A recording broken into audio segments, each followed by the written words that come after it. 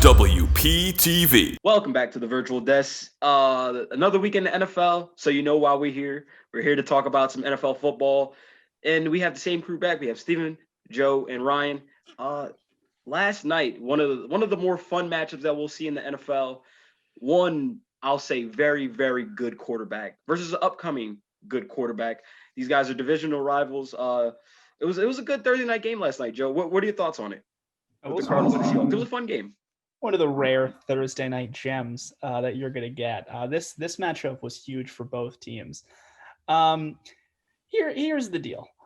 Very early in the game, Kyler Murray suffered a little bit of an arm injury. He was clearly banged up. He was grimacing as he was throwing across the sidelines, and it did appear that the Cardinals were relatively a little banged up throughout the course of this game.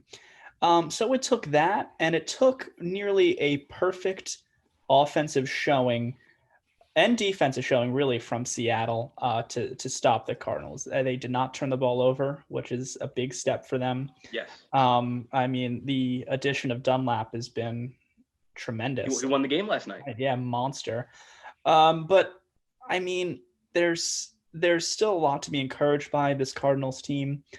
I think that you get Kyler fully healthy. You don't get him a little banged up. This game is probably a little bit different. Before we go to Ryan, I saw this stat earlier. The Cardinals are 1-8-1 when Kyler Murray doesn't rush over 35 yards. And he only rushed for 15 yesterday. So that was pretty interesting. And one more thing, that offensive line, good gracious. So many penalties. They cost them the game with that safety that they had on the goal line. But Ryan, what were your thoughts from this game last night? Well, I knew that that Seattle had to stop the run, because when you stop Kyler Murray's running abilities, you have to force him to pass the ball more, which is the weaker part of his game. And he's a good quarterback throwing the ball. I mean, you saw it last week with the Hail Mary at the last second, but obviously we know him more for his running, kind of like a Lamar Jackson type character. But Seattle silenced their critics last night. They allow more yards per play in the league leading into last night's game. And they only allowed, I believe, about 80 rushing yards total for the Arizona Cardinals, and that really led them to pull out the game, even though they almost blew it at the end there. It's typical of Seattle. It's kind of interesting. It's kind of interesting that in a season where the defense has been so tumultuous for Seattle, the winning play of the game is a defensive play. Steve? Yeah, I mean, I give Seattle the credit that they won, but Arizona, they kind of held their own against what's looked at as the winner of this division, most likely. They kept Russell Wilson under 200 yards passing, which is incredible.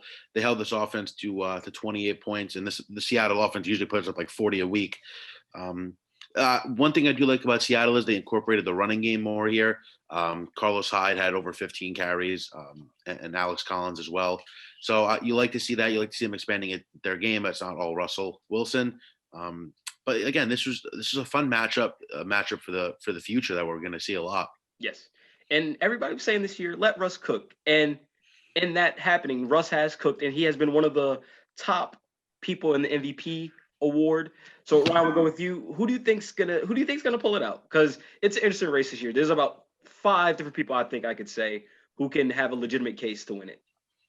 Well, I think the race is going to get a little bit more interesting when I say what I think. Back in 2003, I apologize, Steve McNair and Peyton Manning were named co-MVPs by the Associated Press.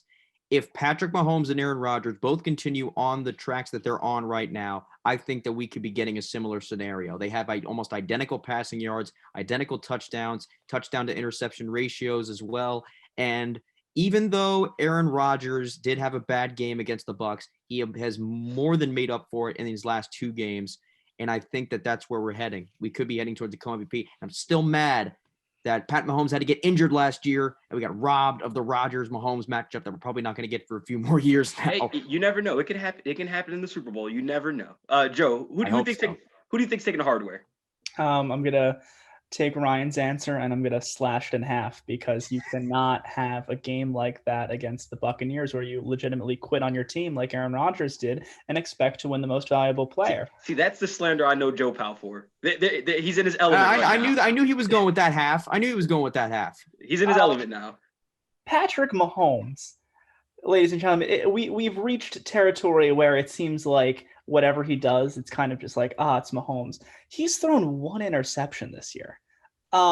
That's absolutely ridiculous. He's got the highest completion percentage in his career right now. The Chiefs are rolling. They're 8-1.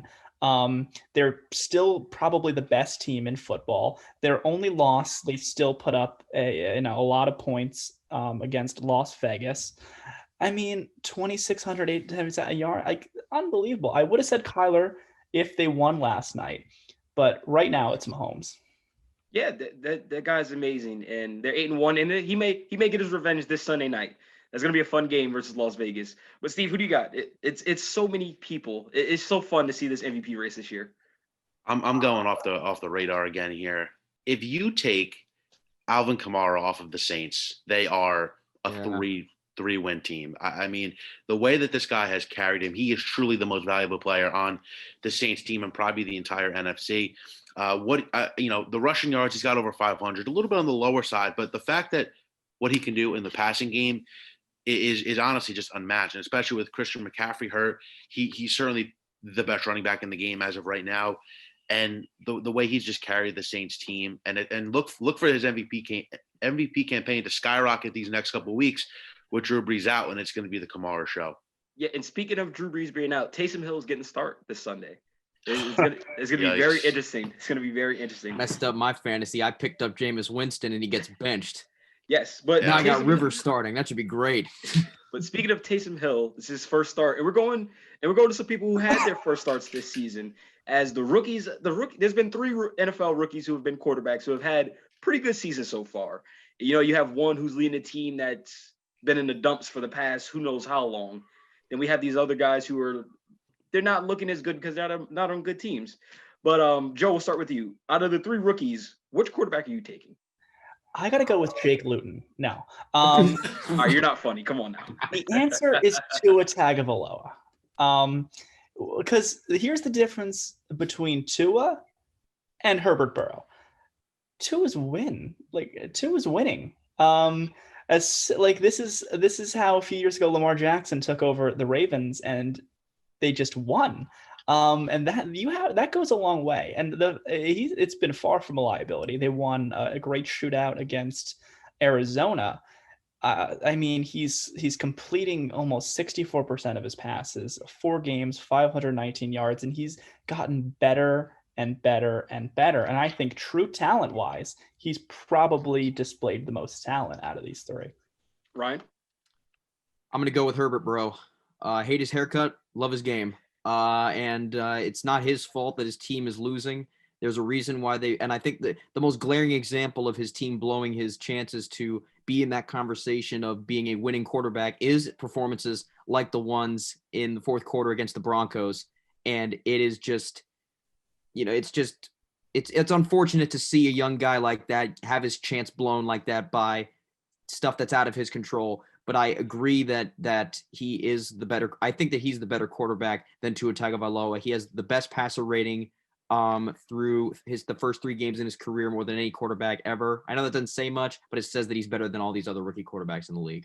Steve? Quick answer, Justin Herbert for me. The fact that this guy has been tearing up this league and his opponents, like Ryan said, he can't really do much when his team lets him down. This guy found out his first start 10 seconds before kickoff that he was starting, and he goes up and puts 300 plus on the Chiefs with 3 touchdowns.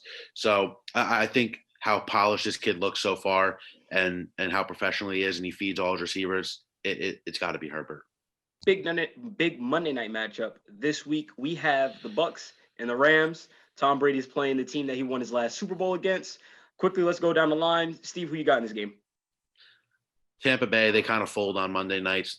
LA, they love it. So I'm going to go with the Rams here. In a nail biter, definitely high scoring, but I'm going to go Rams 38-35. Ryan? I disagree with the 38-35. The Rams have the best defense in the NFC, in my opinion. I think they're going to show that. I say Rams because of the defense by 2 possessions. Joe? This is great. The Rams are going to win. It's not going to be a very high scoring affair. I'm going to give us 24-17. The Rams get the victory.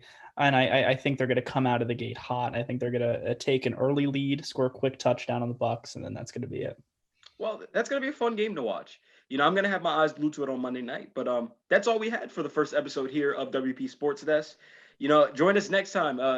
We're going to shoot during the fall, during the winter break. So be on the lookout. We'll be around.